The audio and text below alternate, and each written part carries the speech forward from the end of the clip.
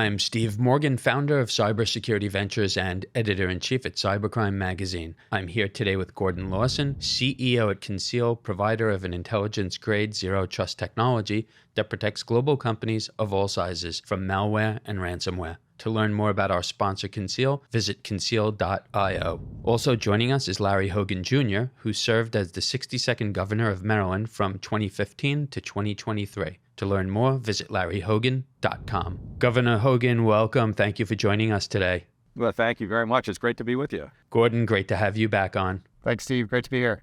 So, Governor Hogan, we do a lot of research. I'm not sure a lot of people know just how much you've contributed and helped the cyber workforce in Maryland. Just to put one figure out, we have about 3.5 times the number of cyber engineers, cyber fighters in the state of Maryland compared to the rest of our country. So you have to tell us, what techniques have helped, what have you done? How has Maryland reached this point?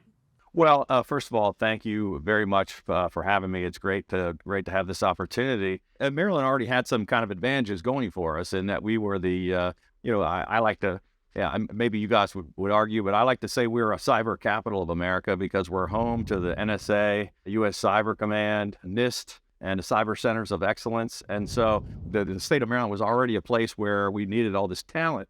But we also recognized that the need for cybersecurity was not only important for all the emerging threats, but also that we needed to produce a workforce to meet the needs of all of this huge demand from both the federal government and from 1,300 cybersecurity companies we have headquartered in the state. So we started at an early age with an access initiative, which required computer learning in every single classroom throughout the state. We put a huge emphasis on STEM education with lots of different programs. And then we have 17 colleges or universities that are centers of cyber excellence. We have about 110,000 cyber-related computer science professionals in the state. And we had an initiative called Earn Grants, where we worked with private sector companies to help them design the training, and then we would pay for it at the state level through federal and state dollars. And we created an apprenticeship program that focused on cybersecurity. So I think we produce a tremendous amount of talent in the state, and it's really helped us put Maryland on the map. I think the 17 centers of cyber excellence is more than any other state in the country. By far. And Maryland is a leader in a lot of ways. In fact, the state was the first to ban TickTock. Now we have 30 states. How big of a threat is TickTock in your opinion? Well, I think you guys probably have a better understanding of the threat than I do, but I can tell you that we took it very seriously. And when the director of the FBI testified before Congress about how serious the threat was, and the federal government was warning us, and our state professionals were very concerned, the federal government wasn't taking action. And so we decided that, it was critically important for us to try to address this with our state devices. We saw the threat as being something of critical concern. So we took action to make sure it wasn't on our state devices or that people weren't utilizing TickTock on their state equipment, at least. Many states followed us after that, and we also pushed the Biden administration to take similar action. And I think the federal government finally took the action that they were recommending that the governors do. Now we've got to work with the private sector to try to make sure that we've got the right technologies to make sure that these vulnerabilities aren't still part of the networks, even though we've asked people to stop putting this on the devices. And we're watching it, but I think some of the damage may already be done, and that's why we need to work with companies like Gordon, Lawson, and Conceal to figure out, making sure we're safe. So, Gordon, let me turn to you and ask about threats. I don't know where we start, maybe ransomware and credential theft, because those are the two biggest challenges we see right now. Headline news, the city of Dallas, other municipalities have been under attack just in the past week. What can you tell us about the threats facing state and local governments right now? It's obviously a crime that's going to go after folks that may not have the highest levels of protection. And, I think Governor Hogan did an amazing job in Maryland of beefing up the cyber tools that the state had. But a lot of states, maybe smaller states, and obviously Texas is not a smaller state, but it doesn't really matter. The threat actors are going to go after these individuals, these entities, because they know that there are some deep pockets there, being government backed, and they might be willing to pay some of those ransoms to get critical systems back online. So we view the SLED market as ones that need good cyber protection, and they also need to get it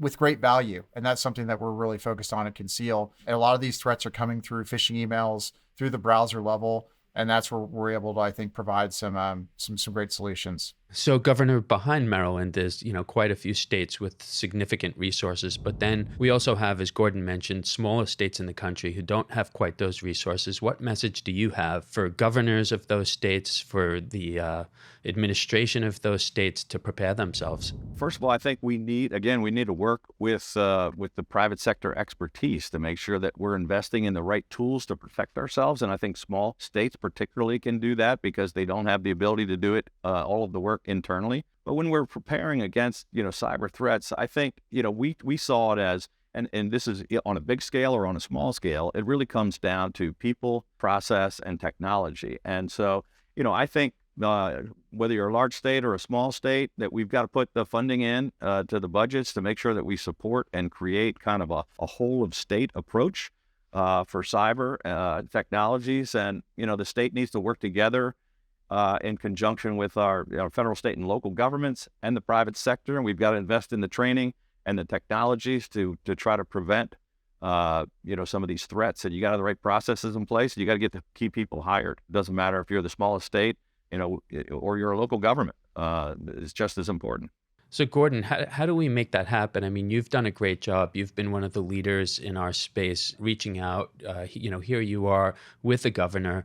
How do cybersecurity companies do that? How do they engage a governor? How do they engage, high-ranking officials to develop these types of relationships? Well, I think there's a piece of this is not about selling your own technology. It's about a holistic approach. It's about making sure the community is aware of how severe the threat is. And so, I think what you've seen with what we do at Conceal, Steve, is we want to be thought leaders in the area. Make sure folks understand that it's not just a phishing email that could cause havoc. It's a phishing email that leads to credential theft where someone's putting in their username and password. There's just certain tactics here that aren't even super novel. They're getting more sophisticated, but it's the same old tactics, and we need to keep educating the state and local community that this is going to happen, and the threat actors are going to target you specifically. And so I think it really is about awareness and education, and as the governor said, operating with the National Governors Association, the RGA, the DGA, operating at these levels and really getting, I think, at the policy level, the understanding that this is a threat that's only getting more severe, and we need to work collectively to defeat it. So, Gordon, Conceal is based in Augusta, Georgia. There's a major military cyber presence there. Talk to us a little bit about that area and what you're doing to help recruit more cyber positions. Well, first off, I'm going to do a shout out to Maryland because I went to the Naval Academy. So I started my military career in Maryland, but, and have a fondness for Annapolis and the state, and have had some, we lived in Virginia, so we were very close by. When we moved the company to Augusta, Georgia, very similar to what's going on at Fort Meade and with NSA, Fort Gordon in Georgia is the second largest concentration of military cyber in the country. And so what we said is we need to be, I think it's actually a national security imperative. Commercial cyber companies, not just defense contractors, but commercial cyber companies need to be in these areas of excellence. We need to recruit veterans. We need to be a part of the higher education ecosystem, which I think we've done really, really well in Augusta. And we're actually the first international non-pure defense contractor to be headquartered in Augusta.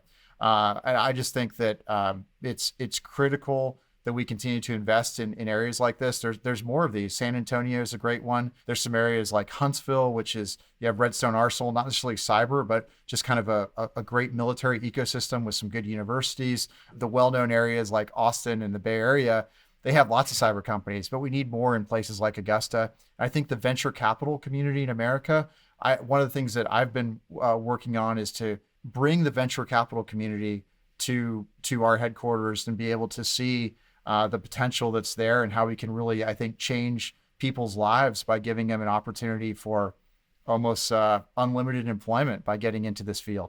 So, Governor, I'm not sure if you know how popular you are in the cybersecurity industry. Just yesterday, your name came up. I was talking to David Powell. He's the CEO of Federal Business Council. They're the producers of the Cyber Maryland Conference. He calls you a star. I know you don't want to be called a star, but nonetheless, you were there. And it was really important, having the governor come to a conference like that was really, really important. Talk to us about that and maybe what some other states can do. Well, you're right. I don't know that I should be called a star. Maybe Gordon Lawson is a star. Steve, maybe you're a star. But it was just really important to me, and not only because I saw the need, I saw the threat. Our most important job as governor is to protect our citizens, and so I knew this was a threat at the federal, state, and local government level, and the private sector level, down to the individual level. So, that was, I was already passionate about, even though I'm not an expert on cyber, I knew how important it was, and I knew that we had to be protected, but I also knew it was a critical industry. It's one of the top two industries in our state. So, we've got a great, a healthcare sector, but our cyber and IT sector is very, very important from an economic development and commerce perspective, and for putting people to work, and it's a big part of our educational system and higher education. So we're creating more well-paying jobs for the people of our state. And, I try to, that's a great conference, and really smart professionals that certainly have much more expertise than me, but I was honored to be able to attend the conference almost every year to thank them for the work that they're doing, and to let them know how important it was to us at the state level. Well, they'll be at Hyattsville, Maryland again this year, December 6th and 7th. If anyone's interested, they could head over to cybermarylandconference.com. I don't know, Governor, are you available on loan to other states? Maybe we could bring you to Georgia and somewhere else. Well, I was chairman of the National Governors Association. I'll share this with you. I was when I was chairman, I led an infrastructure initiative. And we made sure when they were doing the infrastructure bill at the federal level, neither the Democratic plan nor the Republican plan even mentioned the word cyber. And we made sure that cyber was included in that bill, and that there's now money available to invest in resiliency and grants for state and local governments, and everybody's taking it seriously. So I have talked to all 50 governors about the importance of cyber, and sure, I'd be happy to come down. Gordon, and my good friend Brian Kemp, and I'm sure he's already a big believer in what you're doing. But if I can help and talk with him or any other governor, I can tell you it was critically important to us, and we're going to continue to talk about it. Steve, if I can just jump in here, I think there was something. It's great. A governor's role is, as Governor Hogan said, is to protect the state, and you have the National Guard at your disposal. If there's a natural disaster, you're going to deploy those National Guard troops to protect the populace. The interesting thing about cyber is a cyber threat moves at the speed of light and can be, I think, maybe not as catastrophic in terms of loss of life, but it could be if a hospital was attacked. It could certainly be more catastrophic from a dollar perspective. And so I think about these things, and this has to be something that is just a critical part of the dialogue as we continue. And I think that we have a great venue here to continue it through podcasts like this, and with the message we have out there about just how severe and how sophisticated these nation-state backed threats are getting in the cyber domain. And to your point, Steve, the Maryland National Guard has a huge cyber contingent. It was working very closely at Fort Meade with Cybercom and NSA. And so we are very proud of the Maryland National Guard and their role in cyber, and working together with some of our great Maryland companies too. Well, we're going to be heading down there ourselves in December, so I don't know if you'll be around, Governor. If not, we'll have you come back on the podcast, but it was great to meet you and appreciate your time. Thank you very much, Steve, and thank you, Gordon, for all the great work that you do at Conceal. Yes, sir. Pleasure to have you associated with the company, and thank you for the time today. Yeah, great. Thank you. Gordon, thank you, and we'll have you back on shortly. Wonderful, Steve. Always a pleasure to be here. I'm Steve Morgan, founder of Cybersecurity Ventures and editor-in-chief at Cybercrime magazine. This interview is sponsored by Conceal, provider of an intelligence-grade zero trust technology that protects global companies of all sizes from malware and ransomware. To learn more, visit conceal.io. You can keep up with all of our media at cybercrimemagazine.com.